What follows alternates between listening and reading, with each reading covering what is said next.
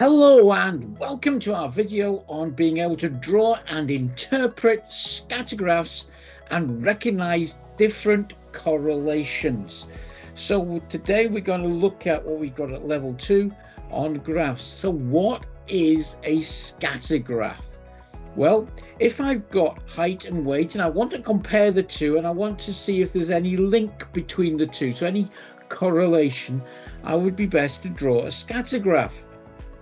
So here's my graph paper, and I look at my heights and my weights, and I look down them, and I'm going to put weight up the side here along the bottom and height up the side. So on my x-axis I've got weight in kilograms and I've got height in centimeters up the side. And I also look down at my scale there, and I'm going from height, and my lowest is about 148 and my highest is 170.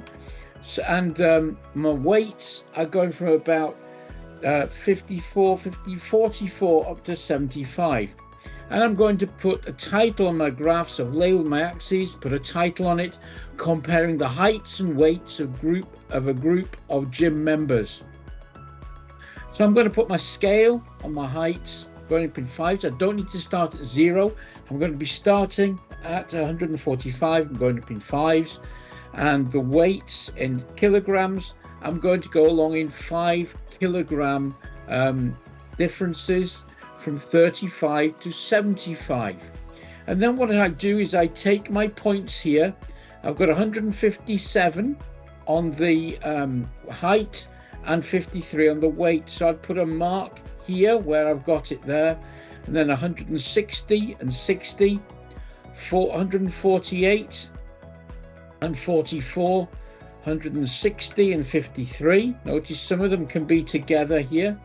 162 and 57, 156, and so on. So I've plotted all my points on the scatter graph, and as you see, there's a cluster here, but there seems to be a rough link between the two. So I could do a line of best fit, and from this line of best fit I can then work out various things, like if you're 70 kilograms in the gym, well, you're more likely to be about 170 centimeters tall, and things like that you can work out from the scatter graph.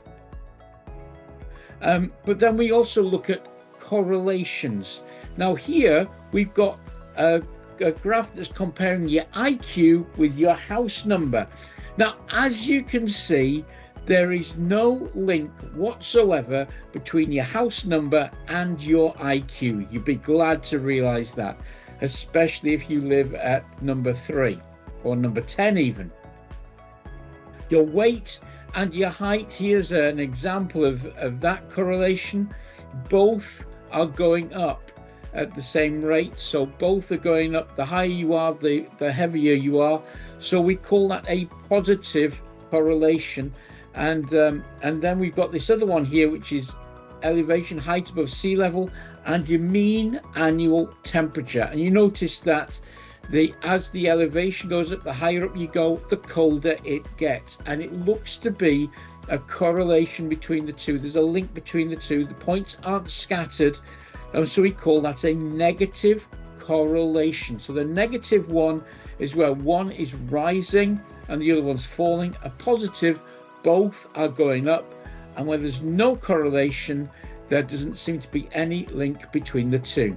So that is how you draw a scatter graph, and also how you interpret, how you can put correlation terms to different types of scatter graph.